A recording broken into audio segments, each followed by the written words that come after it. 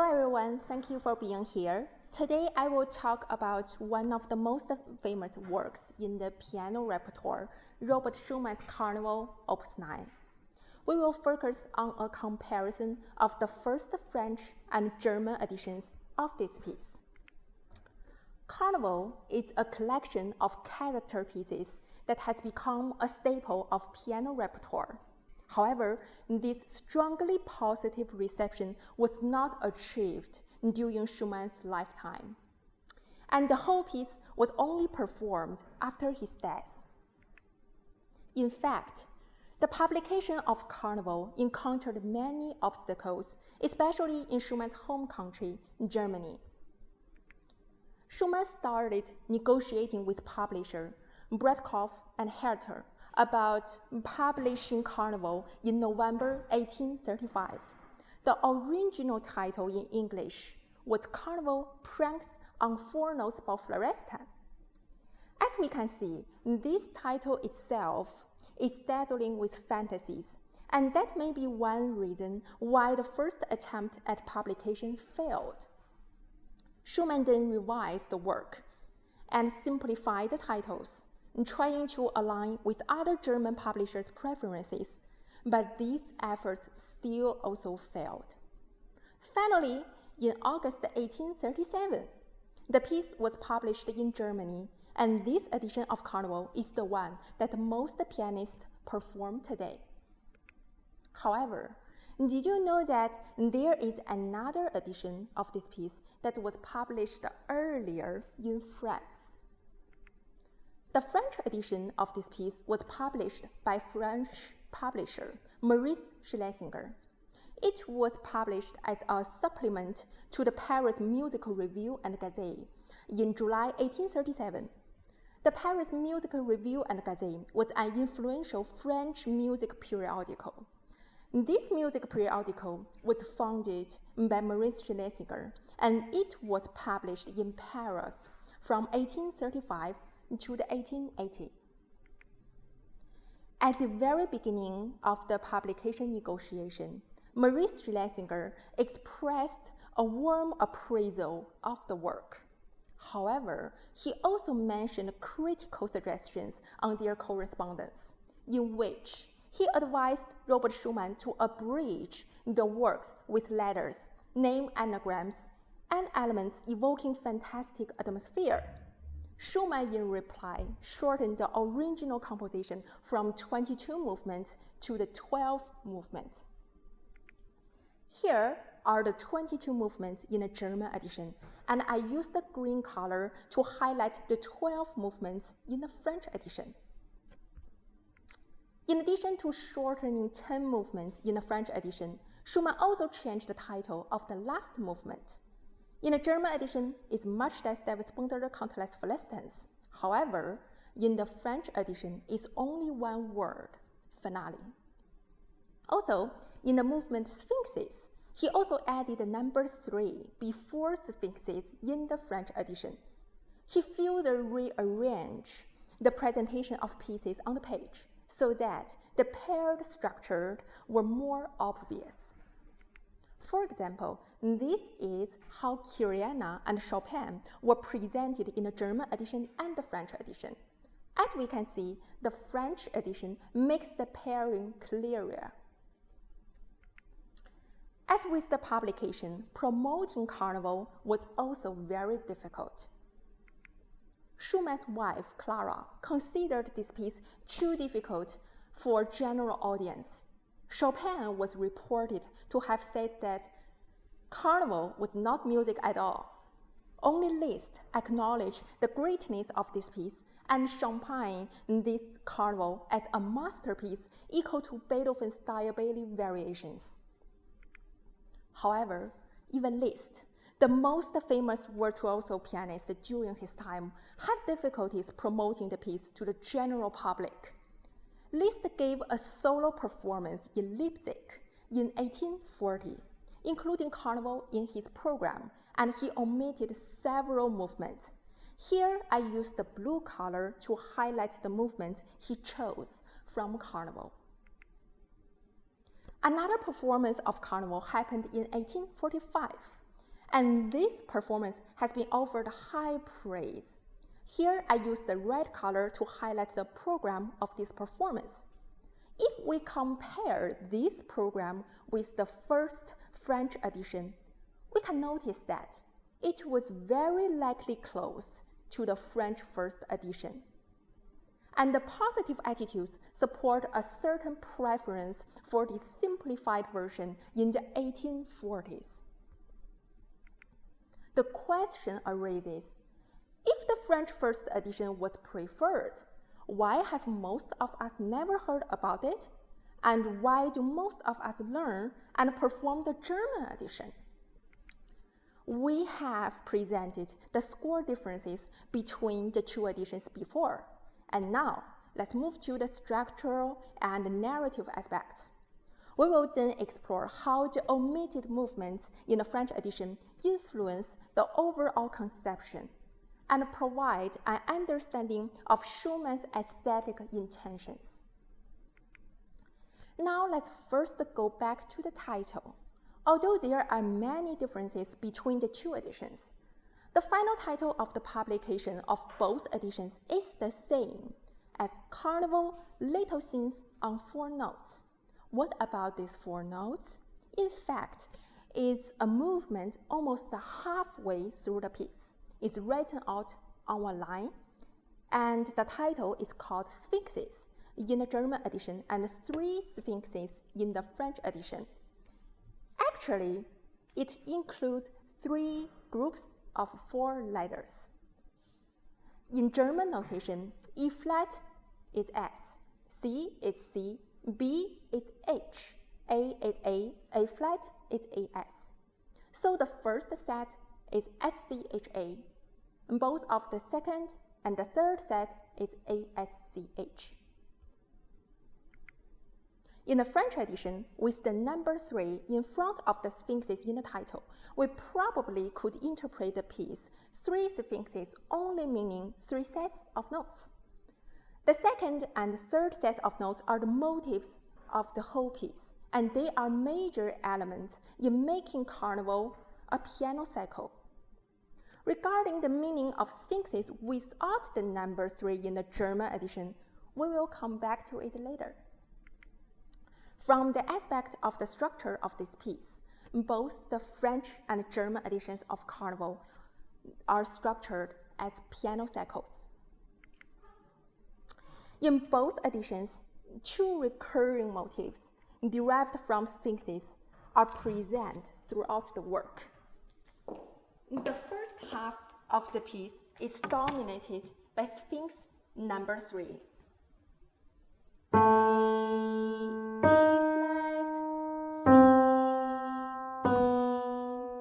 And in German notation, it is A.S.C.H.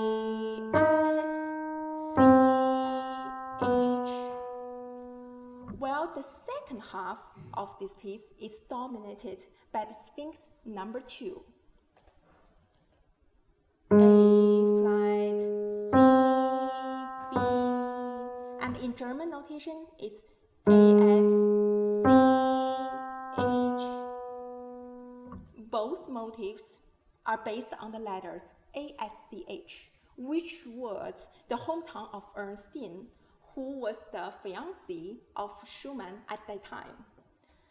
The Sphinx number 1, E flat, C, B, A. In German notation, is S.C.H.A. represents Schumann himself because it contains the music letters of Schumann's name, and it only appears in the title A.S.C.H S.C.H.A, and it was not used as a musical motif within the piece itself. Additionally, both editions have material that recurs between the first movement and the last movement. For example,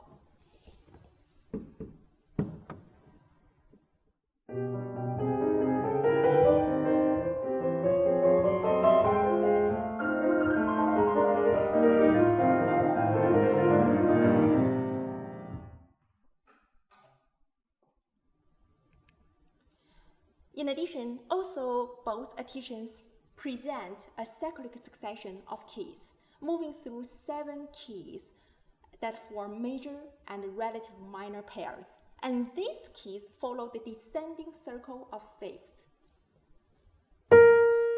B flat major and G minor, and then go to the second pair, E flat major, C minor, and then A flat major, F minor, and then go to the D flat major. This carefully planned key structure, along with the recurring motifs and thematic material, confirms that both editions of Carnaval are indeed piano cycles. So what else makes the two editions different? The answer is in the narrative aspect. In fact, the programmatic design of the French edition is a complete carnivalesque scene, which aligns with Schumann's description of carnival scenes in Schubert's Op. 33.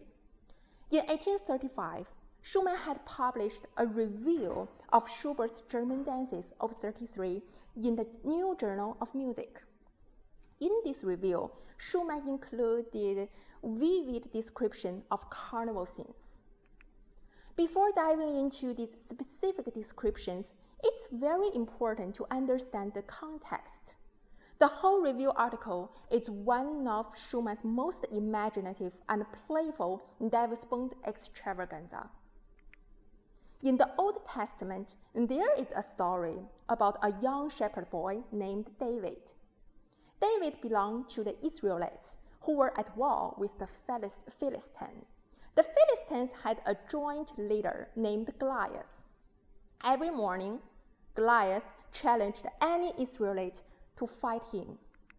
David, who had faith in the Lord, collected only 5 stones and put them in a bag. And then he took his sling and shepherd's staff and went to face Goliath.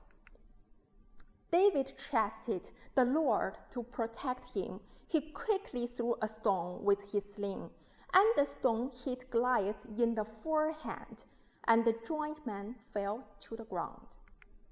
The Lord helped David defeat Goliath without a sword or armor.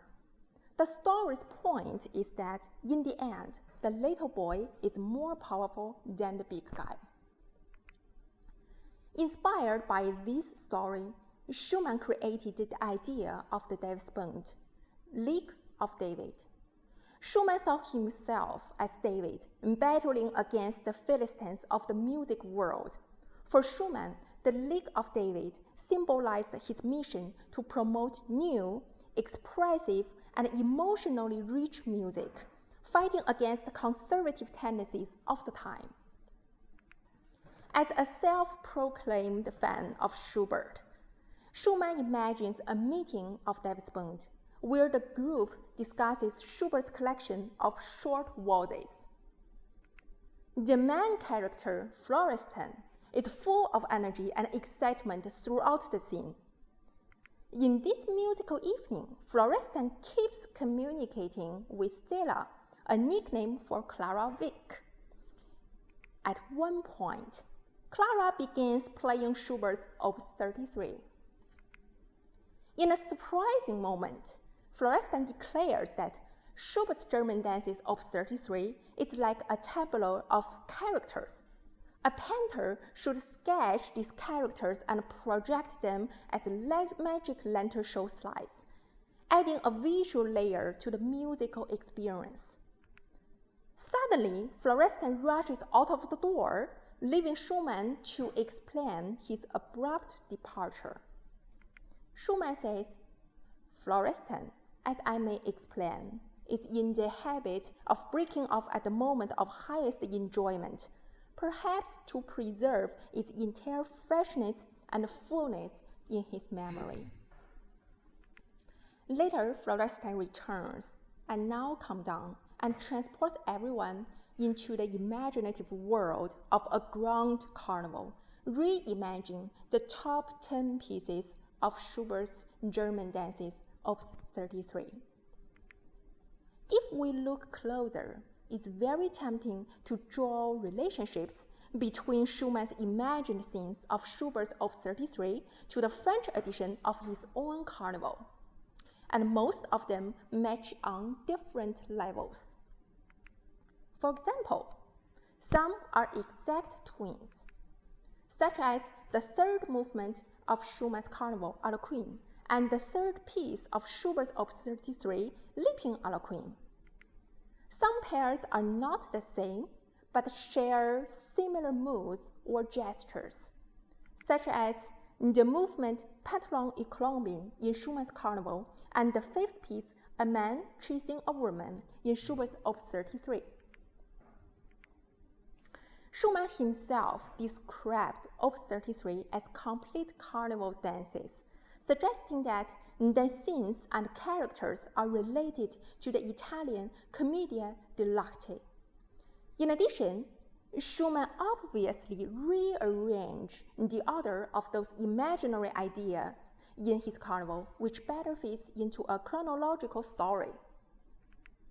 Therefore, the program design of the French edition of Carnival is not only a complete cyclic form, but also a complete carnivalesque narrative, aligned with Florestan's imaginary scenes of Schubert's Op. 33 in the Davidsbündler extravaganza. So how about the German edition in terms of its narrative aspect? Unlike the more straightforward French edition, it's much more complex and challenging to interpret. The German edition of Carnival dives deeper, incorporating musical ciphers to represent Schumann's alter egos, embracing the concept of a masked ball, employing the metaphor of a lantern show, and unfolding the narrative through digression. As we know, Schumann was good at embodying musical cipher, and the essential motif in Carnival is Sphinxes. Unlike the French edition, the German edition didn't have the number 3 before Sphinxes in the title, which makes this cipher more difficult to decode and interpret. And these motifs, consisting of these groups of notes, recur throughout the work, creating connections between seemingly unrelated movements and adding depth to the narrative. Florestan and Eusebius are famously known as Schumann's extrovert and introvert alter egos, and they are fundamental figures in the German edition of Carnival. Schumann identified himself with Florestan the wild, Eusebius the mild. These alter egos are pivotal in expressing this piece's emotional range and narrative structure. Contrasting pieces like Eusebius and Florestan mirror Schumann's shifting states of mind. This alternation between the passionate and poetic provides a digressive element, breaking away from a linear progression and instead offering a multi-faced exploration of emotions. A digressive narrative is a storytelling technique where the author deviates from the main plot to explore set themes and characters. These digressions enrich the story, providing extra context and exploring subplots. They add depth and complexity, reflecting the narrator's personalities and building suspense by delaying key plot points. Jean-Paul is a German romantic writer famous for his digressive narrative. His works are known for lengthy and elaborate digressions that break away from the main storyline, providing deeper insights, philosophical reflections, humor, and a complex narrative structure. Jean-Paul's digressive style significantly influenced Robert Schumann in his composition, and this influence is very evident in Carnival. In the German edition of Carnival, the concept of his alter egos and the use of musical ciphers are intertwined with the lantern show metaphor and the masked ball idea, creating a digressive narrative structure.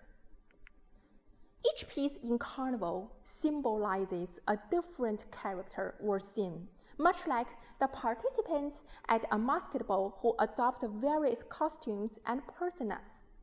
These characters include real people like Clara Wieck, composers like Chopin and Paganini, and some fictional or symbolic figures like Eusebius and Florestan. Through this masked ball, Schumann explored different facets of his personality and those around him. A lantern show is an early form of visual entertainment. It projects images onto a wall or screen and creates the illusions of moving shadows. Just as a lantern show might jump from one scene to another scene, but without strict linear progression, Carnival presents a series of musical vignettes that are loosely connected but offer a variety of moods and characters. Jean-Paul, a major influence on Schumann, often used the lantern show metaphor to represent the projection of inner thoughts, dreams, and imaginative scenes onto the external world, highlighting the interaction between the internal and external, the real and imaginary. In the German edition of Carnival, pieces like Sphinxes and Papillons reflect this duality of shadow and light. Much like Jean-Paul's idea of lantern show, Sphinxes cast a shadow of mystery and introspection, while the Papillons brightens the scene with lightness and playfulness. Both illustrate the complexity of human emotions and the interplay of different aspects of the self. Up till now, it's evident that the two editions of Carnival convey totally different narrative aspects. The French edition is more straightforward and pictorial, focusing on portraying comédie dell'arte characters, while the German edition introduces a more complex and ambiguous narrative. This difference raises the question of what Schumann intended to convey through the German edition. Clearly, it's crucial to understand Schumann's approach to program music. Let's consider Schumann's use of term schema. Schumann called a schema an ordered set of extra musical meanings that a composer wishes to present or that a listener is encouraged to trace in the music or to believe to be communicated by it. This schema is not merely a framework to clarify abstract musical ideas, but an aesthetic device that accommodates implicit poetic concepts, stimulating the listener's imagination. As we analyzed before, such intention is clearly more visible in the German edition than the French edition. Schumann stated, "The various soul states alone seem more interesting to me." His word highlights his focus on the inner emotional landscape rather than on the clarity of external narrative. Therefore, the French edition's carnival scenes might not fully capture Schumann's artistic intent. Instead, the German edition more accurately reflects Schumann's aesthetic vision in Carnival, where the spirit and mind are expressed through a rich tapestry of imaginative and unfixed interpretations. And now we will have a 10-minute intermission, and then I will return to the stage and perform the full program of the German edition of Schumann's Carnival Op. 9. Thank you.